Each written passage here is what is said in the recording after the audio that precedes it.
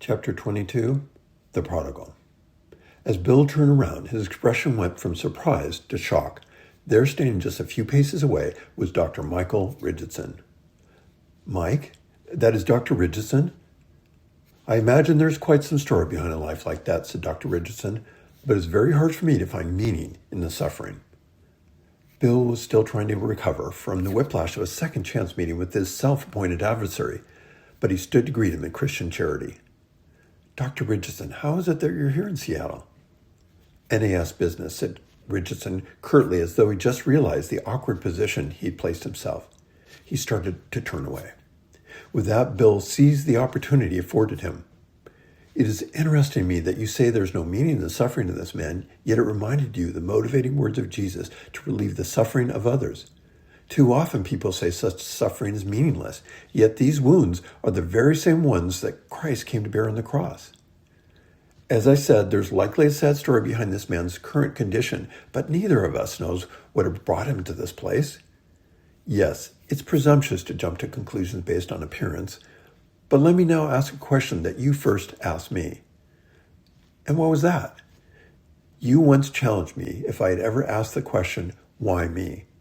Now I ask, have you ever questioned, why me?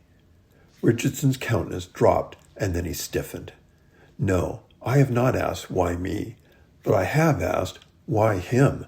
And I never got anything close to a meaningful answer." Bill's voice softened. "May I respectfully ask who it was that suffered?"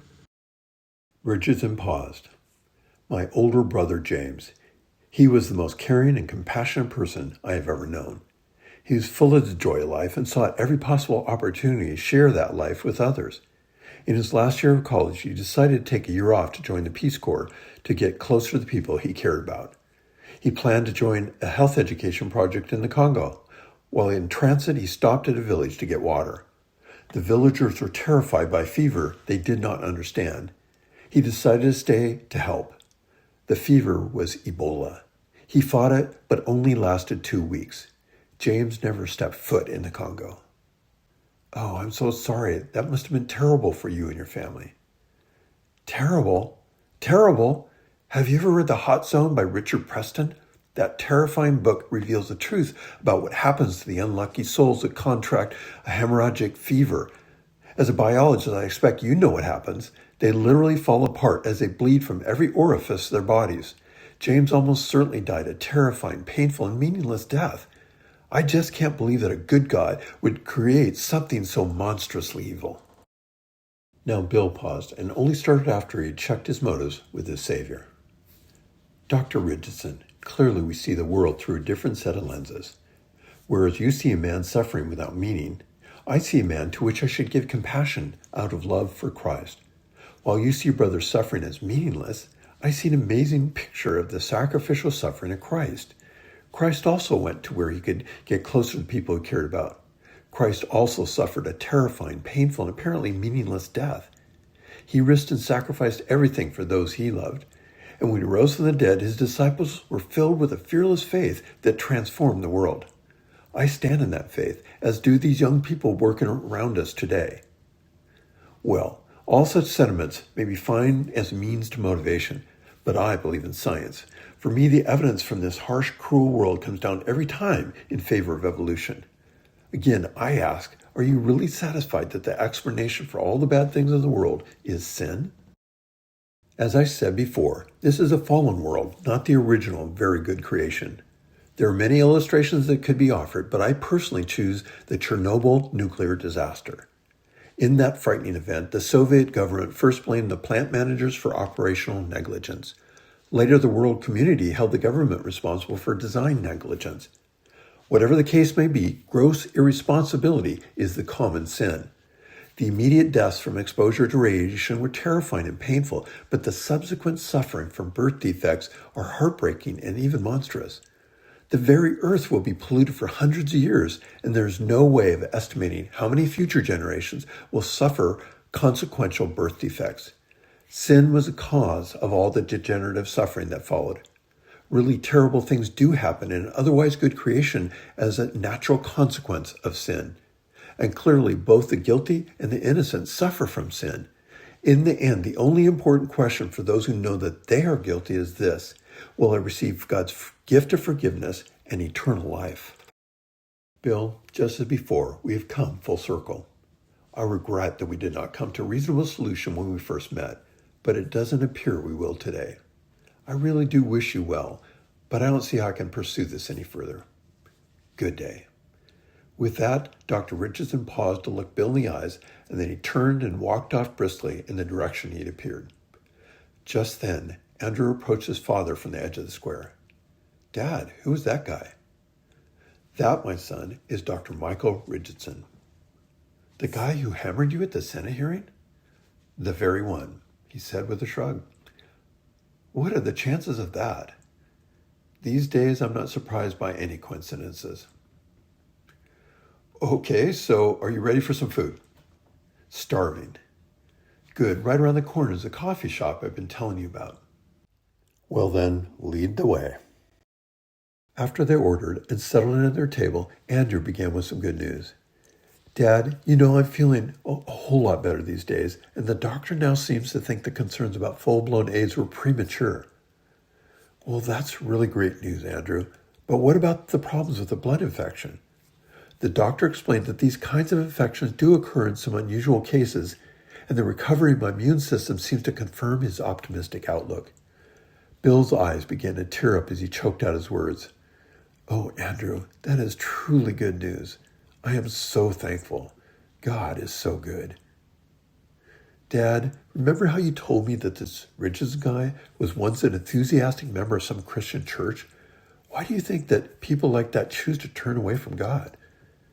"Well, Andrew, I really don't know very much about Dr. Richardson, yet he has shared about his struggle with the problem of pain. In fact, he just now shared with me how his older brother, whom he loved deeply, died a very terrible death." "Yeah, it seems like a lot of people struggle with that question. I guess I can relate." "Well, I can think of another example of that terrible struggle in the life of Charles Darwin. It appears he once considered faith and got a viable option and even studied for the ministry. Now, many are quick to point out Darwin's early bent towards agnosticism and his devotion to naturalism to suggest his theories were strictly motivated by science. But I believe a better case can be made for a turning point in the tragic death of his beloved daughter Annie. That terrible event was a crushing blow to him. Now, any loving parent would grieve the death of a young child, but I believe we can detect an unresolved disappointment in everything that followed. You see, suffering rarely leads to unbelief, but bitterness always does. In fact, all mature Christians have suffered in some way, and many have suffered deeply. I believe that Darwin's failure to reconcile a loving, all-powerful God with the waste, pain, and confusion of what he observed is what finally led to his development of the theory of evolution. But why does God allow all this suffering in a world he himself created? Well, there are two words that capture the great biblical truth for me.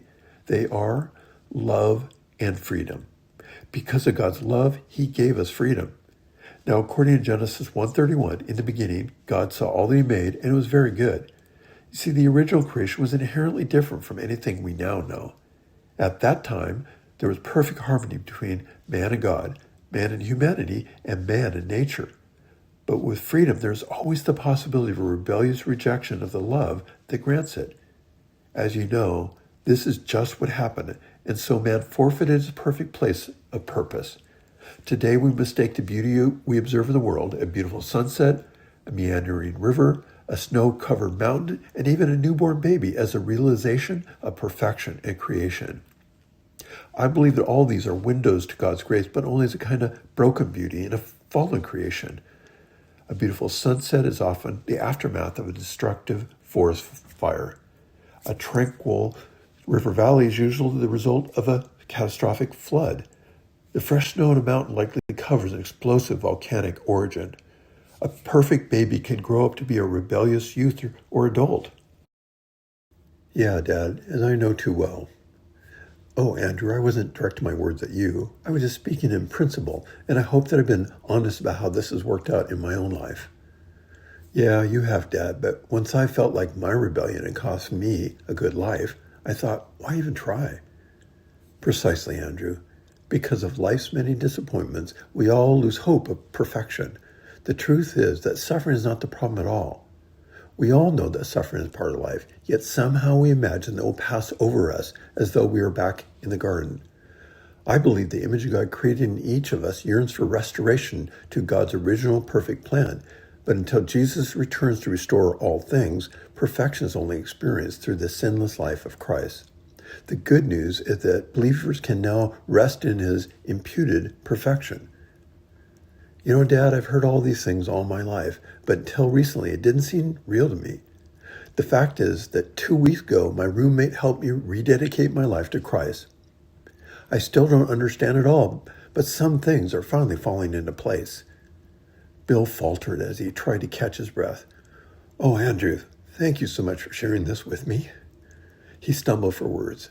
I'm so thankful. I can't begin to express what I'm feeling right now. I love you, Dad. Tears began to stream from Bill's eyes, and he said, I love you so much, Andrew. They both paused to take in what just had happened. Then Andrew said, You know, Dad, I have some other news for you. Bill wiped his eyes with a napkin and took a deep breath, as though he were bracing himself. Yes, Andrew? You know how I was planning to declare my major? Yes. Well, I finally decided that I want to get back into science. I have sensed God's directed me back to study physics. In fact, I hope one day to work as a scientist in some research setting. I guess you could call me a prodigal scientist. Bill's mouth dropped open, as though he couldn't believe what he was hearing. You know, Andrew, just a few weeks ago, I felt like I was at rock bottom. I felt like I'd failed in representing both my research and science in general, but most of all, I felt like I had failed you. Bill choked up for quite some time. Finally pressed forward. Right now, I can honestly say that I am at one of the highest peaks in my entire life. Nothing else matters. I am so thankful you are my son, Andrew. Your mother would be so happy and proud. Dad, I know it's been really hard for you in the last few weeks, but let me tell you, I have felt it too. But my roommate reminded me that when people take pleasure in the pain of others, God takes pleasure in lifting up those who are humble. I've been trying hard to learn humility, but it must help you to hear what's been going on in the universities all around the world. Going on? What do you mean? You haven't heard? Really? Yes, really. Oh yeah, you stopped watching television in the 70s. Well, it seems that because of the media's satirical scope trial tagline for the Senate hearings, students everywhere planned parties to watch an ignorant creationist get what was coming to him. But everything changed when people saw what was actually happening. It was just not right. The students saw through the whole charade. Then when that group of Nobel laureates took out a page in the New York Times to protest the politics of the Nobel Prize, things really broke loose. Right now, in my dorm, there are weekly debate parties dedicated to watching the C-SPAN recordings and hashing out the details. Somebody posted a reconstruction algorithm calculator on the internet, so students are now doing pseudogene reconstructions to compare with functional genes. Other students are posting clips on YouTube with debate commentary. Some at the UW have started the Christian free speech movement, and it spills over into classes throughout the university. Science, poli-sci, history, humanities, and more. It seems to have taken on a life of its own. There is no end in sight. The university administration is trying to quash the movement. Of course, you know how that goes with university students. Oh, Andrew, I really had no idea. Who would have thought? Well, Dad, of all people, I thought you would have, Andrew said with a smile. Remember how you always used to quote Hebrews 11:3 as saying, through faith we understand? Yes. Well, isn't it obvious that your faith has allowed many people to finally understand? Andrew, I am completely overwhelmed by all of this. Just then, Bill's cell phone began a silent ring. Unconsciously, he pulled it out of his pocket and looked at the display. It's Tom. I better pick it up. Hello, Tom. What's going on? Andrew watched his father's expression turn from surprise to humor as it was apparent that Tom was trying to inform him of some big news. Yes, Tom, I have heard. In fact, Andrew just told me. I'm just as surprised as you are. There was a pause. Who? Senator Field has founded a new research institute. He wants to meet with us about some speaking engagements and potentially some fellowships. There was another pause. You know, Tom, you were right. About what? Remember how you said that you believed that something good would come out of what happened? Let me tell you what Andrew just shared with me.